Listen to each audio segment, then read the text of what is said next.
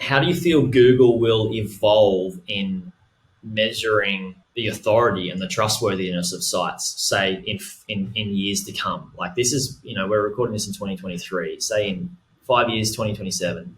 How do you feel this may evolve? And obviously, this is speculation, but a lot of it can happen. A lot of it can be true. And how do you feel that we should be preparing as site owners so we can be on the benefit side of an algorithm change?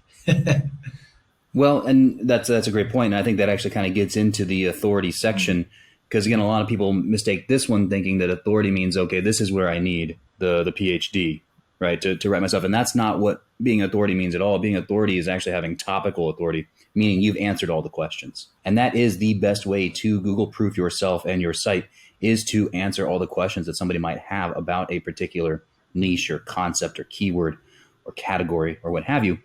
Because the idea is that if somebody can go and get the answer there, that's something that Google will want to put into the index. Additionally, those kind of things will often help build up your whole. It's like as you rank for those longer tail terms, answering those questions, your site gets stronger. You rank for more keywords, you start getting more traffic, you're less susceptible to updates. So that's one of those things, like looking forward, what can you do? That's actually one of the biggest things you can do. A lot of these other things are just kind of ticking the box and doing what you should have been doing in the first place for a website. But authority is that now where you're doing like the keyword research. You're doing the research into a particular topic, and you're making sure that you're covering the breadth of that topic. And answering it in a good way that ranks well, which can allow you to have your site be more stable and benefit when an update is to come about, right? That's exactly right. That is 100% correct. And kind of looking forward to the future, this is what we saw in 2022 and 21. Like the sites that started to do this really started to do very, very well.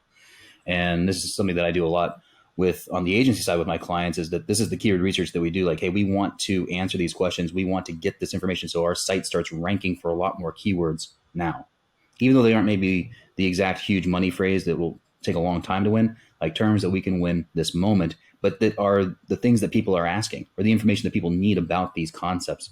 And I can tell you that's been gangbusters for us, is doing research strategy and content strategy around these terms, around these questions, and getting that on the site as quickly as possible. And the best way to find that, right, is because sometimes people might be in a space and they just have the idea of, there's this question, I'm going to answer it, but it may not be the same type of question that everybody's asking. And that's where Google can be a good teacher, in the sense that using even those 5 little suggestions of different questions to ask at the bottom of the search results. No, you're exactly right. Let Google be the guide.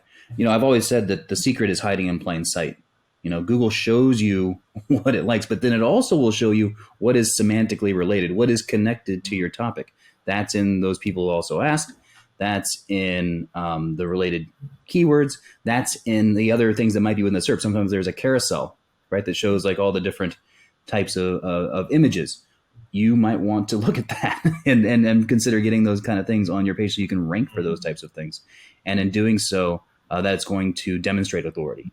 That's going to show that you have provided all the answers. If somebody comes to your site, they can get the information that they might need.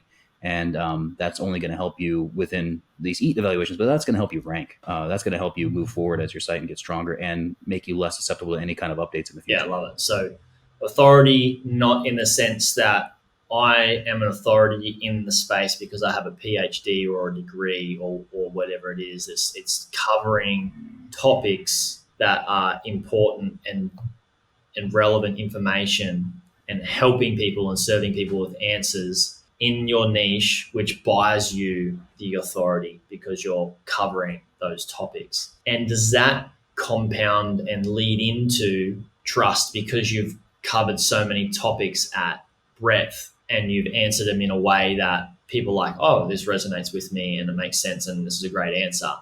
Is that where the T comes in, where it buys you trust as well because you're covering topical authority? Yeah, it has to. For sure it has to. Yeah. And I mean, that kind of goes back to fundamentally when those pages start ranking for more and more terms and they're getting more and more traffic, that boosts the links, the internal links that you have on those pages. And so that's where it kind of comes in, how this kind of dovetails into the ranking algorithm part of it is just in that. And, that's, links are a way to think of link equity is a way to think of it as trust, right? Is this a trustworthy link? And the more you're doing this, the more these pages are gaining their own terms and gaining their own traffic, the more trust essentially that they're going to pass.